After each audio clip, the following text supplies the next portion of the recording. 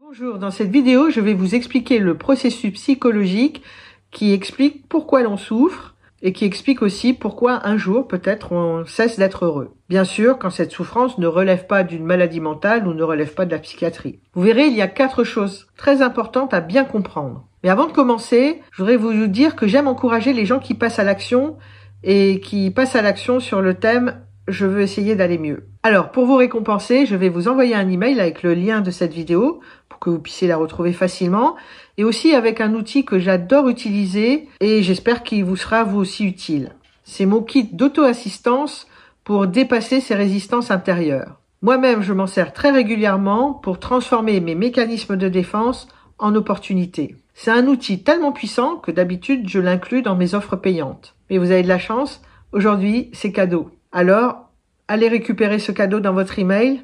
Je crois que vous ne serez pas déçus. Encore une fois, moi, je m'en sers tout le temps. Bon, si vous êtes ici, c'est sans doute que vous êtes en souffrance intérieure et que vous essayez de trouver des solutions ou au moins vous essayez de comprendre ce qui se passe dans votre tête. Alors, la bonne nouvelle, c'est que vous êtes au bon endroit parce que je vais vous expliquer ça dans cette vidéo. Je ne sais pas quelle est votre histoire personnelle, mais la mienne tient en une seule phrase. À 15 ans, mon père m'a dit « Tu es la honte de la famille, tu ne réussiras jamais dans la vie ». Je vous partage ça parce que il y a des événements, il y a des souffrances qui peuvent vraiment marquer longtemps et qui peuvent faire souffrir longtemps. Parfois, ça peut faire mal longtemps, très longtemps. Tellement longtemps qu'on a l'impression que ça ne s'arrêtera jamais. Parfois, on a même l'impression que la seule issue, c'est de disparaître. Comme ça, au moins, on n'aura plus mal. Et puis surtout, on a l'impression qu'on sera plus jamais heureux. Et j'espère que vous allez comprendre que ce qui rend fou, c'est de vouloir plaire aux autres. De vouloir plaire souvent à ses parents, en restant soi-même. Et le problème, c'est que c'est souvent incompatible. Et donc, une des premières compétences à développer, c'est d'apprendre à se libérer du regard et du jugement des autres. C'est aussi d'apprendre à développer une force, une autonomie psychique pour sortir de la dépendance affective, pour sortir de ce besoin de vouloir plaire à tout prix, de vouloir être aimé et d'avoir peur d'être rejeté. C'est vraiment quelque chose à développer. La bonne nouvelle, c'est que ce sont des processus psychologiques qui ont été super cartographiés et qu'aujourd'hui on connaît bien. Plus on avance sur la connaissance du cerveau, plus on avance sur les neurosciences, plus on comprend que nous sommes finalement le fruit d'une construction. Nous sommes une construction psychique qui est le fruit de notre histoire.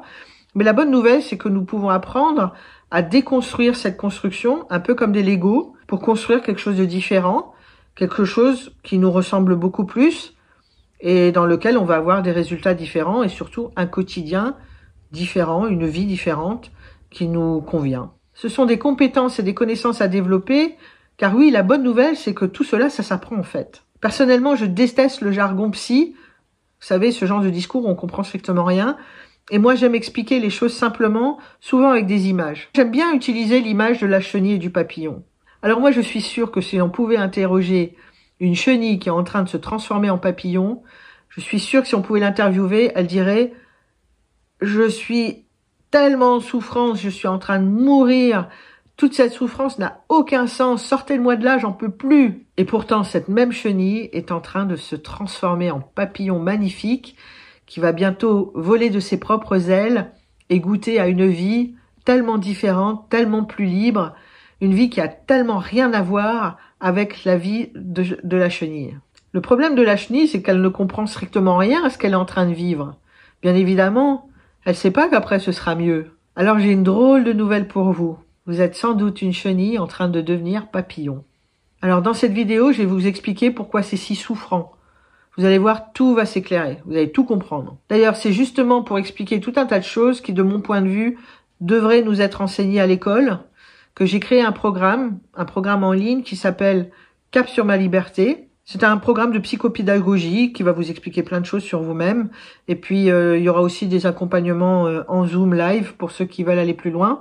Pour ceux que cela intéresse, vous pourrez rejoindre ce programme Cap sur ma liberté en fin de vidéo à des conditions tout à fait exceptionnelles qui ne vont malheureusement pas durer. Mais pour le moment, tout est gratuit. Soyez bienvenus dans le premier module qui va vous expliquer les raisons de notre souffrance. Bonne vidéo et à bientôt. Bonjour et bienvenue dans cette vidéo où je vais vous expliquer pourquoi l'on souffre. Souvent, quand les gens arrivent en thérapie, il y a quelque chose qu'ils comprennent pas, c'est que quelque temps avant, ils arrivaient à bien gérer leurs émotions et puis un jour, il y a un déclencheur et ce déclencheur fait que ce n'est plus possible de gérer ses émotions. Et en fait, ce déclencheur, c'est, pour prendre une image, c'est ce qui fait tomber les cartons. Alors je vais vous expliquer c'est quoi les cartons. Quand on est nourrisson, jeune enfant, ado, jeune adulte, en général on croit qu'on gère ses émotions. On traverse des épreuves dans la vie et puis finalement on se dit qu'on s'en sort pas si mal. Et en fait le problème c'est que on gère pas grand chose. On fait des cartons. Et l'image c'est que c'est comme si on faisait des cartons qu'on mettait dans un garage parce que c'est trop dur à gérer. Le problème de ces cartons c'est que personne ne nous dit qu'on fait des cartons. On croit qu'on gère et en fait on fait des cartons. Deuxièmement, personne ne nous dit qu'on les stocke. Troisièmement,